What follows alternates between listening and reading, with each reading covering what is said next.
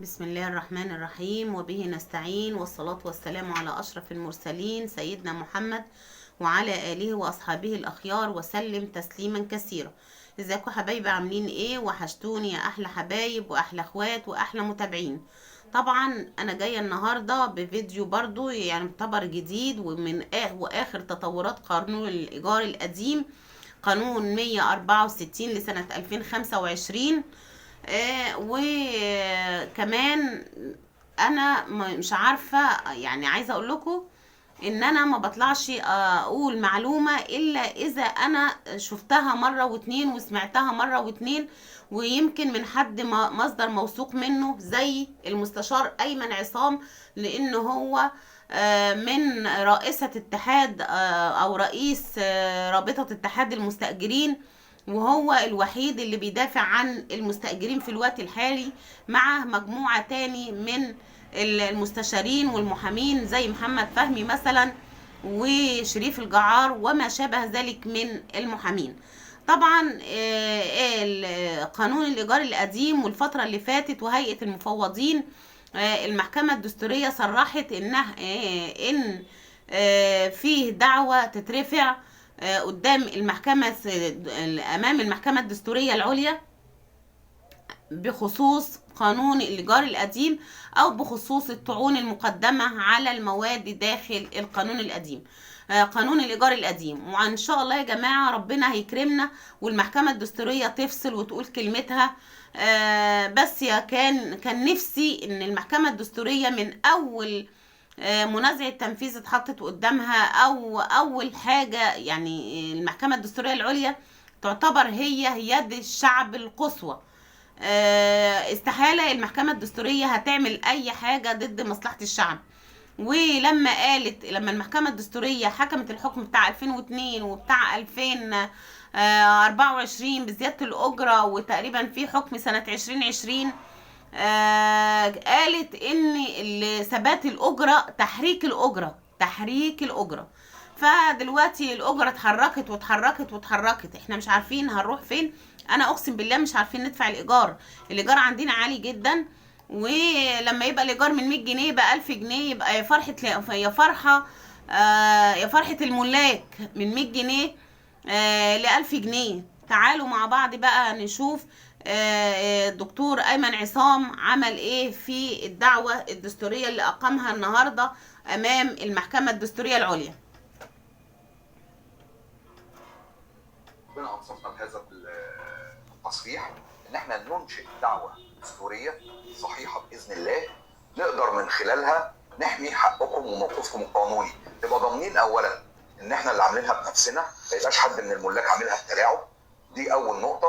ثاني نقطه نقدر نحط فيها كافه ما رايناه من دفوع قانونيه، وان شاء الله نتوقع ان المحكمه الدستوريه في حاله الفصل، وده اللي ان شاء الله نتمناه، ستسقط هذا القانون بالكامل باذن الله تعالى. أهلا وسهلا بحضراتكم معانا من جديد، وتصريح من المستشار أيمن عصام. النهاردة تم الحصول على تصريح بإقامة دعوة دستورية ضد القانون 164 بتمامه، تصريح ضد لجان الحصر وزيادة الأجرة.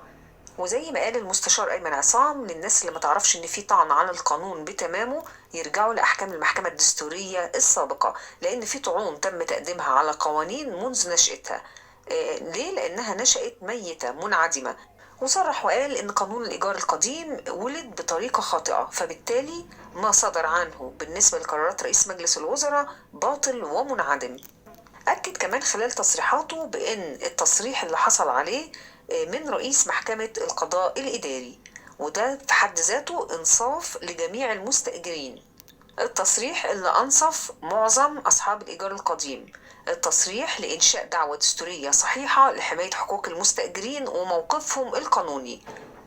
أكد كمان المستشار أيمن عصام إن المحكمة في الفصل إن شاء الله هتسقط هذا القانون 164، القانون الأعور الأحول كما أطلق عليه المستشار يحيى وفا. اتكلم كمان عن الوقف التعليقي، وقال إن دي خطوة مهمة جدا وهي جزء فيه حماية للمستأجر. وبرضه بنطعن داخليا بداخل القانون، نفترض ان المحكمه الدستوريه قالت لا القانون نشأ صحيح، طب بنطعن بقى في داخل القانون على المواد نفسها. طب الناس اللي بتقول لك لا انت مرتبط ان انت تطعن فقط على الماده الثالثه والرابعه، ازاي ربطت مواد الاخلاء بمواد الاخرى؟ ما هو ده الفرق بقى ما بين حد وحد، ازاي يعرف يربط ويحط الربط في مذكره جديه الدفع ما بين المواد وبعضها. ازاي تقدر تربط ما بين ماده الاخلاء ومواد الاجره وقرار رئيس الوزراء والماده السابعه بتاعت قضاء الامور الوقتيه. انت لو مش عارف تعالى اطلع على المذكرات بتاعتنا ممكن تعرف منها، ما عندناش اي مشكله خالص. اللي انا بعيبه على البعض بس ان هو بيتكلم بدون ما يكون عنده بينه احنا بنقول ايه او الموقف القانوني السليم بتاعنا ايه. بيطلعوا يلقوا احكام بدون اطلاع. انتوا لو بتتعاملوا بالمبدا ده في قضاياكم على فكره هتبقى مشكله بالنسبه لكم، هتخسروا قضايا كتير. اطلع الاول واعرف الاول ايه اللي حاصل فعلا عشان تعرف تقول اذا كان ده صح ولا ده غلط. قلت لكم امبارح الناس اللي اتكلمت هيبقى منظرها مش كويس. ارجعوا تاني للقانون، ادرسوا تاني واعرفوا احنا واصلين لغايه فين بفضل الله. اللي احنا واصلين له ده كله بفضل ربنا وحده. بفضل ربنا وحده. دعائكم يا جماعه، وعشان كده بسالكم الدعاء دايما لينا، والدعاء كمان للقضاه الافاضل الاجلاء اللي بيعلموا العالم كله يعني ايه عداله هنا في مصر. طبعا احنا النهارده الحمد لله ربنا انصفنا بهذا التصريح ان احنا ننشئ دعوه دستوريه صحيحه باذن الله نقدر من خلالها نحمي حقكم وموقفكم القانوني. نبقى ضامنين اولا ان احنا اللي عاملينها بنفسنا، ما يبقاش حد من الملاك عاملها بتلاعب. دي اول نقطه. ثاني نقطه نقدر نحط فيها كافه ما رايناه من دفوع قانونيه، وان شاء الله ان شاء الله نتوقع ان المحكمه الدستوريه في حاله الفصل، وده اللي ان شاء الله نتمناه، ستسقط هذا القانون بالكامل باذن الله تعالى. يقول الحمد لله احنا بنتكلم بنتحرك باوراق رسميه بحاجات. انت النهارده كل اللي طالعين معانا باذن الله اي حد فيهم عايز يروح معانا الدعوه الدستوريه دي هيروح معانا. كل اللي داخل جديد عايز يدخل معانا ويروح معانا محكمه دستوريه هيروح معانا ان شاء الله. اي حد منهم هيتنيه قاعد امن تماما يدفع 250 جنيه ان شاء الله، بس يقدر ان شاء الله يقعد ايا كانت المده اللي هتاخدها المحكمه الدستوريه لحين الفصل، هيتنيه قاعد امن تماما لحين الفصل في تلك الدعوه الدستوريه باذن الله. وده كان رد المستشار أيمن عصام على الوقف التعليقي، والرد بشكل قانوني. ايه الوقف التعليقي ده يا جماعه؟ برضو ده ردا على بعض الناس اللي طالعه بتتكلم ان الوقف التعليقي لا يجيز ان انت تمتنع عن القانون. ده على فكره في ناس بتتكلم صح، في جزء منه الناس فيه بتتكلم صح عشان هنتكلم قانون. النهارده الوقف التعليقي ده لو مش صادر لصالحك انت في الدعوه بتاعتك اللي منظوره قدام المحكمه الدستوريه، بيكون الامر جوازي للقاضي الموضوعي وهو بينظر الدعوه، اخد بيه او ما اخدش بيه.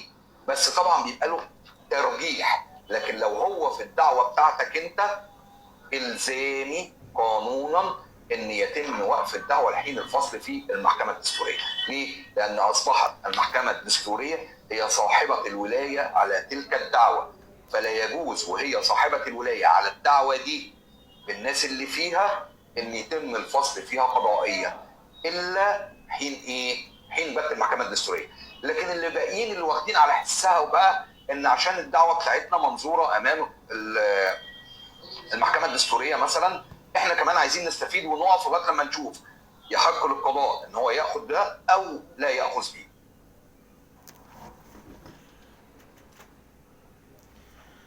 وده كان رأي الدكتور أيمن عصام يا جماعة في الدعوة والوقف التعليقي والأحداث الجارية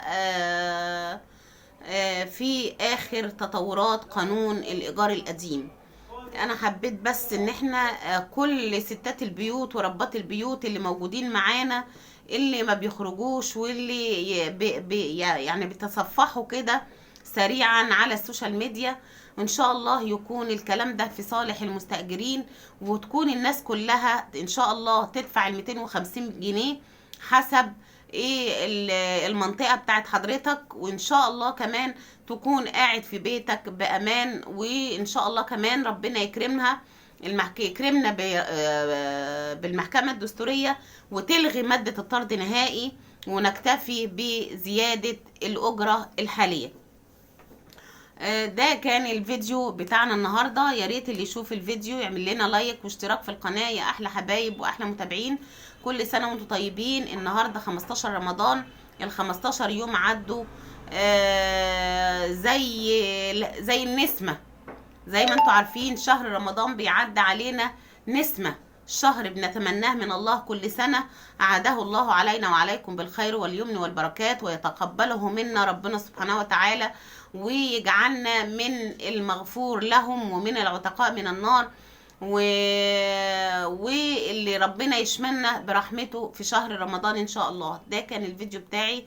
شكرا حبايبي ومتابعيني. يا ريت اللي يشوف الفيديو يعمل لنا لايك كتير واشتراك كتير وشير كتير، عشان خاطر اي معلومة توصل لكل الحبايب وكل الاخوات وكل ربات البيوت في كل حتة في كل مكان، وكل مستأجر يفيد ويستفيد. شير كتير، والسلام عليكم ورحمة الله.